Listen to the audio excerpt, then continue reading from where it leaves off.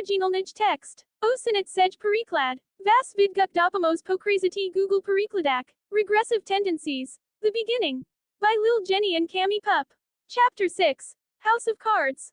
I'm done, said Cammy, slipping down out of her booster seat and running out of the kitchen before her aunt could stop her. Cammy, shouted her aunt, come back here and eat your vegetables, or no dessert. Fine with me, Cammy said, hurrying out to the living room. I know you made jello with carrots in it. Oh, Aunt Nadine growled in frustration. But then the doorbell rang. She composed herself and answered it. Oh yes, you're here about the car. But Cammy was already turning on the TV and didn't pay attention to the doorbell or the voices in the hallway. She'd taken off her bib and dropped it on the floor. Her aunt had been late picking her up from daycare and late getting supper started, and Cammy didn't want to miss the news. Without a computer, it was the only way she had to find out whether Plainfield had discovered anything. She climbed up onto the couch and started watching. A few minutes later, Aunt Nadine came in.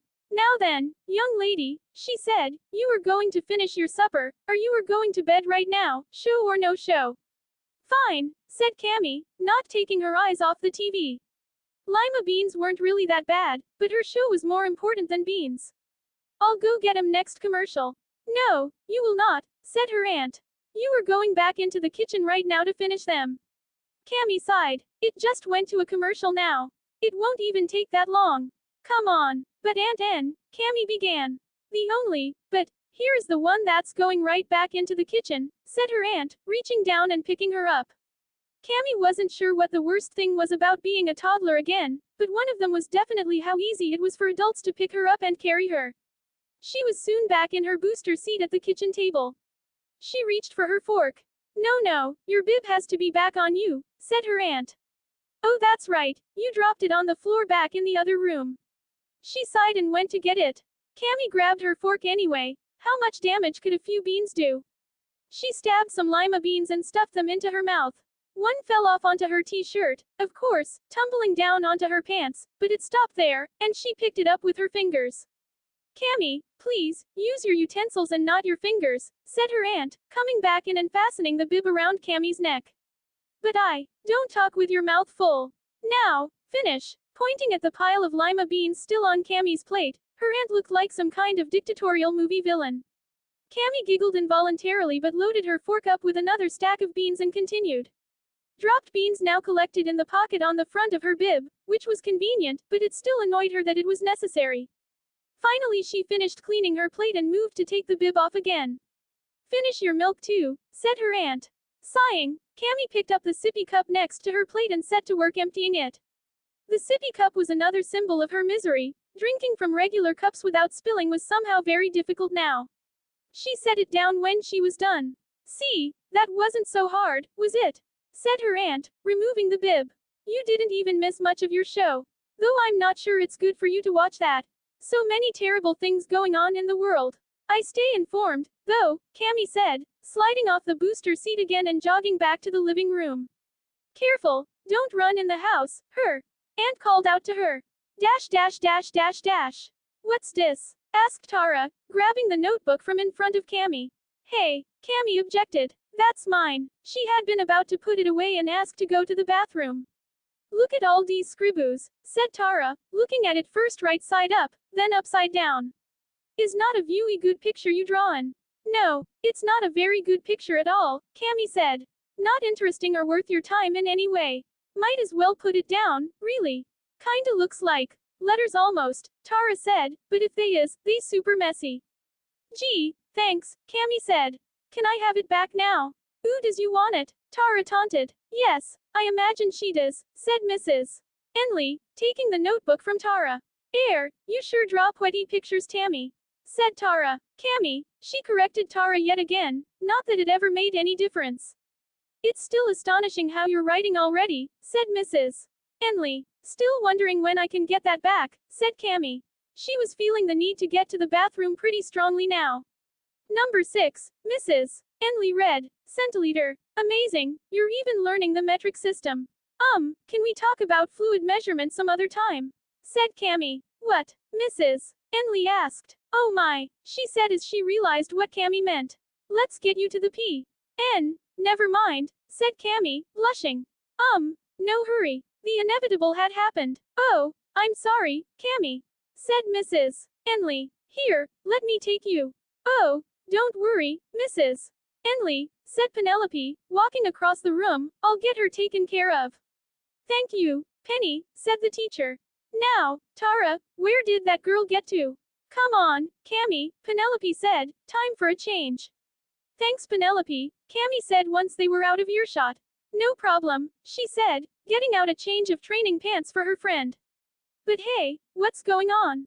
This is the third accident you've had while awake this week, and that's just the ones I know about." "It wasn't my fault," Cammy protested, although she was blushing. "Tara took my notebook just as I was getting ready to go." Penelope said, and turned her back while Cammy changed. What? I just worry about you, Cammy," Penelope said. "What if that stuff you drank is still working on you? I mean, are you getting any bigger? If not, it's still in you, so who knows what it's doing." "You mean, maybe I'm getting even smaller?" Cammy didn't like that idea. Not in size, but maybe in other ways, like, well, muscle coordination, and maybe behavior. "Oh, right, 'cause that's better," Cammy said. "Can you help with my tail?" "Sure," said Penelope, fishing Cammy's tail deftly into place through the tail hole of her training pants. "I don't know whether it's the water, or whether it's just because you're spending so much of your time around other toddlers. I mean, around toddlers, but it does seem as if you're, getting more like the rest of them in some ways." "I am not," Cammy protested. "No way am I like them." "Oh really? I've seen you watching Poppyseed Place just as intently as the rest of the Cubs, singing along with the songs on the show, and with other songs the class sings too. And playing house and dolls and ball with the rest of the class." Cammy blushed. "That's, just for show," she explained. "So nobody thinks anything weird is going on." "Okay, if you say so," Penelope reluctantly allowed. "Sure looks to me like you're really getting into it." Cammy didn't like this conversation, mostly because Penelope was far too close to right. She did occasionally have actual fun at daycare, and now that was a problem, and that wasn't fair. "I wish we could talk about something that's, how do I put it, good," she said. "I really hope you're wrong." "I do too," Penelope said, opening the door and letting Cammy out. Dash dash dash dash dash. So then she wouldn't give me my notebook back, but then Mrs. Henley took it from her and, what is that? Cammy stopped dead in her tracks and stared at the high chair standing at her place at the kitchen table. Her aunt shut the front door behind them. "There's never going to be an easy way to do this, is there?" "That's for you. It'll make things easier for both of us." "For you mean," said Cammy, incensed. "This is about last night. You just don't want me running off before eating my veggies." The chair looked like it would be difficult to get out of. "Last night was the 8th time this week you've run off without finishing whatever you were eating because you wanted to do something else," said her aunt. "And by the way, we've had 8 meals at the table this week so far." "But dinner keeps getting later and later," complained Cammy. "You're picking me up later and later, bringing me home later, and starting dinner later, and then I can't watch the news or find out anything that's going on. It's not like I can use my computer. You're spending time with that one guy, aren't you?" "That's my business, Squirt," said Aunt Nadine, "and the longer you complain, the later dinner's gonna be. Try to stay out of trouble until then." Cammy found some news to watch on TV. She didn't see anything about Plainfield Pharmaceuticals or her discovery tonight, though. It wasn't long before supper was ready, and she found herself with a Hobson's choice. "Well, you can sit in that, or you can sit on the floor," Cammy's aunt told her, pointing at the high chair. "By the way, your food will be on that tray. Good luck reaching it from the floor." "I don't have to reach it," said Cammy. "I just have to get it to the floor. Knocking the chair over should work just fine." "Give it a try," said her aunt. Cammy did, and was promptly reminded of how strong she was now. The chair barely budged, despite repeated kicks. Cammy wasn't getting any supper unless she agreed to sit in this thing. Cammy sighed. She was already wearing a bib, and her milk was certainly waiting for her in a sippy cup somewhere up on the table where she couldn't see it. "Fine, I'll sit in the thing," she mumbled. "What's that? Fine, I'll sit in the thing." "Very reasonable of you," said her aunt. "Now upsy daisy," she said, lifting Cammy up into the chair, snapping things into place and setting her plate and cup on the tray in front of her. Aunt Nadine had baked some fish, and it was actually pretty good, even if Cammy had to let her cut it into small pieces for her.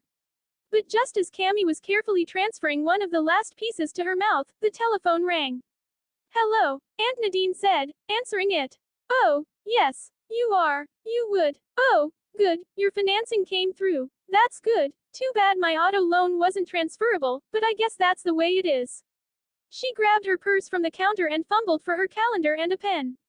Yes, tomorrow at 4 at the First National Bank would be fine, she said while scribbling. Cammy had had a bad feeling about this as soon as she'd heard the words, auto loan. Aunt Nadine, what's going on? She asked firmly, setting her fork down. Just a minute, said her aunt. I'm on the phone, Cammy, I'll explain later. I think you're selling my car. Cammy said, that's not cool in so many ways. Tear, her aunt said, with emphasis. She went back to the phone conversation. Sorry about that, the little one's a bit antsy for dessert. Hey, Cammy shouted, that's my birthday present you're selling. You can't do this. It's mine. Cammy continued to protest, but all she could do was sit in her high chair and be noisy. She couldn't even get out of the chair. Yes, all right, I'll do that. I'll meet you there. Bye. The phone beeped as she hung up. Cammy, you know you can't drive that car. You didn't even tell me. There was no conversation going on at this point anymore, just Cammy's tearful shouting and her aunt's attempts to explain calmly, which Cammy wasn't listening to. You can't reach the pedals or see over the steering wheel. You probably weren't even gonna tell me. The police would never believe you're old enough. I'd have gotten big again and I'd have gone, where's my car, and it would have been gone. We can't afford the payments. I never got to drive it to school, not even once. And besides, you promised you'd get a job and help with the payments, and that's not happening. I almost had a CAAAAR, it's not fair. Cammy was sobbing by now, and she pounded her paws on the tray in front of her, knocking her fork to the floor. Cammy, shouted her aunt, picking up the fork. You've got to face facts. I'm wasting my money keeping an extra car you can't drive or help pay for, and nobody knows when you'll be able to drive again. Are you going to calm down, or am I going to leave you there until you do? Of course this didn't help at all. Cammy wasn't having a tantrum, but she was inconsolably upset at the moment. There in her high chair she mourned all that she'd lost, and her car was only the most important symbol of it. It didn't matter to her that there was no way an outside observer would be able to tell that this crying cub had ever been older than a toddler, let alone 16. Her aunt had left. She was alone in the kitchen. All the tears she'd held back finally flowed. Her aunt hadn't gone far. Around the corner and just out of Cammy's sight she leaned against the wall, looked at the ceiling, listened to Cammy's sobs, and occasionally dabbed tremblingly at her eyes with a tissue. Tip number 9, wrote Cammy, no, you can't still drive. She had been a gloomy storm cloud all day, and the other cubs were avoiding her, sensing their moods being brought down whenever they stood within a few feet of her. Even Tara was staying away, possibly afraid that Cammy would bite her. Which was a real possibility. She knew it was past 4 p.m. and that her aunt was at the bank selling her car. It was a done deal. This regression had now well and truly stolen her life from her. At least she hadn't felt like singing along with the class or with the shows on TV. There was no need for Penelope to worry about Cammy's acting more like a toddler today.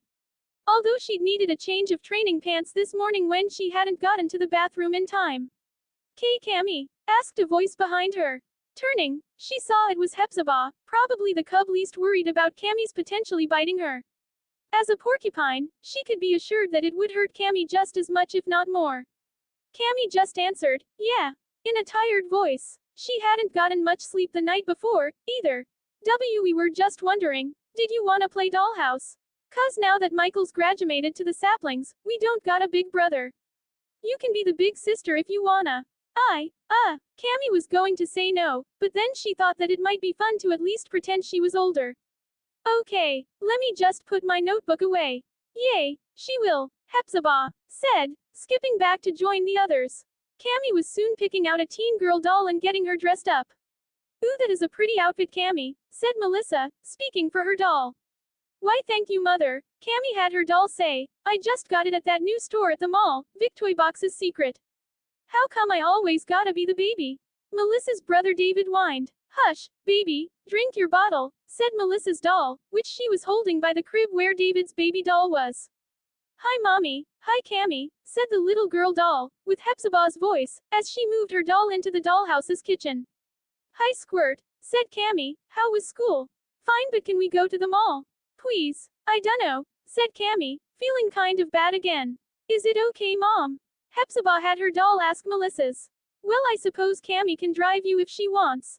Melissa began, but Cammy had stood up. What's wrong, Cammy? I'm sorry, I just don't feel like playing this now, Cammy said. This was hitting too close to home. Also, she had just realized that she needed a change. All that kneeling over had been too much. Cammy, are you okay? Asked Penelope, coming over. Oh hi, do you need, she began. Yeah, I just noticed. Cammy said, both of them starting to take steps in the general direction of the bathrooms. Mrs. Henley, putting away some books, caught Penelope's attention on the way and said, remember what we talked about? That was weird. What was that about? Asked Cammy. Well, I'll tell you about it in here, Penelope said, opening the door to one of the empty bathroom changing rooms. Cammy walked in as Penelope turned the light on. What's going on, then? Cammy asked again. Just a sec, said Penelope, opening a cabinet. Could you push the door closed? Okay, Cammy said, doing so. She turned back to look up at Penelope, who was smoothing out the top of the table. So, Penelope reached down and picked Cammy up, setting her on the table's soft surface. It crinkled a bit, but it made it easier for Penelope and her to see eye to eye. Well, Cammy, I guess Mrs. Henley and your aunt had a talk on the phone, Penelope said. Oh great, that couldn't be good. Cammy was wondering what it could have been about when she realized that Penelope had just torn open the sides of her training pants. What? She began, but Penelope had already slid them out from under her and out of the way. Cammy sat stunned as Penelope cleaned her up with a baby wipe. What was going on here? Sure, she was pretty used to her aunt doing this to her by now, but Penelope wasn't her aunt. Penelope was her friend, and she was saying, I dunno how to tell you, Cammy, so maybe it's better to just get it over with and show you. Show me WH, Cammy began again, but suddenly she was looking at the ceiling, because Penelope had gently pushed her backwards on the table, pulled something around her, and then lifted her back up, fastening something behind her. She was gradually realizing what had just happened as Penelope picked her up and set her down on the floor again. Cammy was having trouble standing. Something was pushing her legs apart. She took a wobbly step, and something made a telltale crinkling sound. I'm really sorry, Cammy, said Penelope, but they don't think it's working to have you in training pants. You just put me in a. She'd been sitting on the diaper the whole time she'd been up on the changing table, but she hadn't realized. Look, Cammy, there's really no other way, Penelope said. They're right. It's getting worse. Training pants don't work that well. You tricked me, Cammy shouted. Well, some kids you can reason with, and some you can't, said Penelope. I'm not a kid, yelled Cammy. I'm not. Yeah, about that, Penelope said, quickly picking Cammy up again and holding her up in front of the full-length mirror on the back of the door. What do you think? Penelope asked. What do you see there?